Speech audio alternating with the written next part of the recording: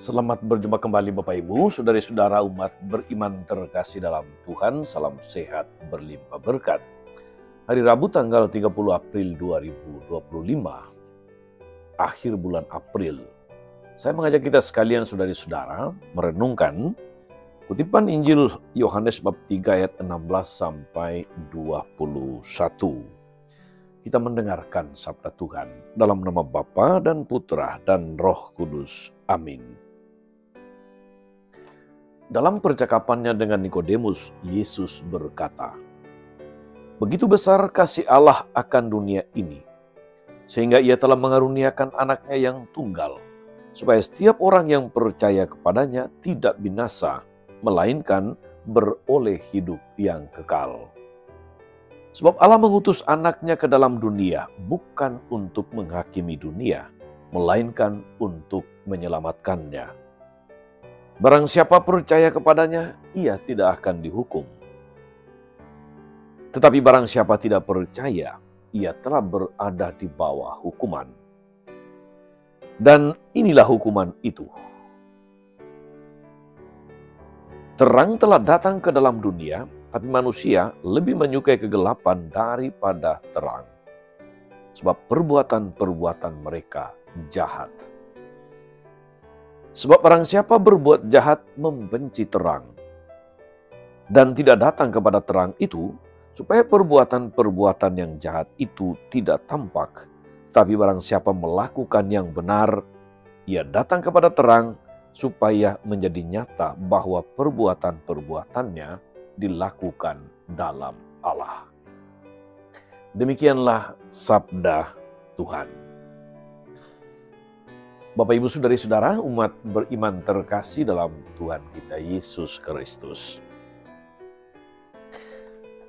Kalimat pertama dari kutipan Injil hari ini yang masih merupakan bagian dari dialog Yesus dan Nikodemus, itu sungguh mengungkapkan seperti apa Allah itu bagi manusia, seperti apa hati Tuhan itu bagi manusia. Karena begitu besar kasih Allah akan dunia ini, sehingga Ia telah mengaruniakan anaknya yang tunggal, supaya setiap orang yang percaya kepadanya tidak binasa, melainkan beroleh hidup yang kekal. Tanda dari kasih Allah itu adalah pengorbanan. Ia memberikan bagi kita dirinya sendiri, agar kita tidak binasa, melainkan beroleh hidup yang kekal. Inilah kasih yang agung, kasih yang sejati. Namun sayangnya saudara-saudari, kita atau manusia lebih memilih untuk tetap hidup di dalam belenggu dosa, mengikuti kemauan sendiri, mengikuti kecenderungan-kecenderungan manusiawi sendiri. Menolak karunia Allah, menolak putra tunggalnya, menolak dirinya sendiri. Manusia atau kita memilih untuk menghuni penjara dosa. Sebab sangkanya lebih nyaman berada dalam penjara dosa daripada hidup merdeka bersama Allah. Hal itu kita bisa lihat dalam dunia tempat kita tinggal, di mana kita berkarya atau bekerja. Kegelapan dan kejahatan lebih laris daripada terang dan kebaikan.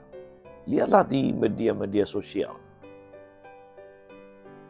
Begitu banyak situasi-situasi di mana orang lebih menyukai kegelapan daripada terang. Orang yang berbuat baik diberi hadiah karena kebaikan mulai menjadi sesuatu yang langka. Banyak orang masa bodoh dengan hidupnya dan seolah-olah berprinsip bahwa tidak mengapa hidup dalam dosa. Yang penting happy. Saudari-saudara umat beriman terkasih, kita semua adalah bagian dari gereja, bagian dari komunitas orang beriman, bagian dari umat Allah yang beriman kepada Yesus. Hidup dalam Yesus berarti hidup dalam terang. Karena hidup dalam Allah sendiri, Jika kita disingkirkan, jika kita ditolak, jika kita dihambat, jika kita dipersulit, jangan pernah berkecil hati, jangan pernah menyerah. Kehadiran kita sesungguhnya adalah kesaksian bagi hidup yang benar, bagi hidup dalam terang. Maka jangan kita kalah dengan dunia ini, karena kita digunakan oleh Allah untuk menjadi pembawa terang bagi sesama. Saudara-saudara, moga-moga kutipan firman hari ini meneguhkan kita untuk senantiasa menjadi obor penyuluh, pembawa terang, kalau tidak bagi dunia, minimal bagi orang-orang di sekitar kita. Selamat berkarya, selamat beraktivitas, teruslah menjadi terang dan menjadi berkat bagi banyak orang. Tuhan Yesus memberkati. Amin.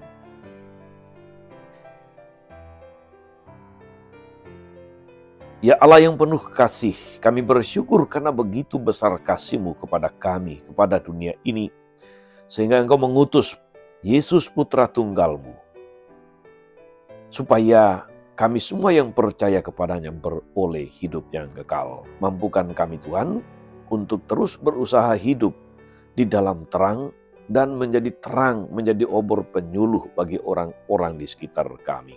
Terpujilah nama-Mu sepanjang segala masa. Amin. Saudari-saudara sekalian, berkat Allah turun atas saudari-saudara, atas mereka yang kita doakan atau kita janjikan doa. Mereka yang sakit dan menderita, segala rencana, karya dan pelayanan hari ini, Bapa dan Putra dan Roh Kudus. Amin.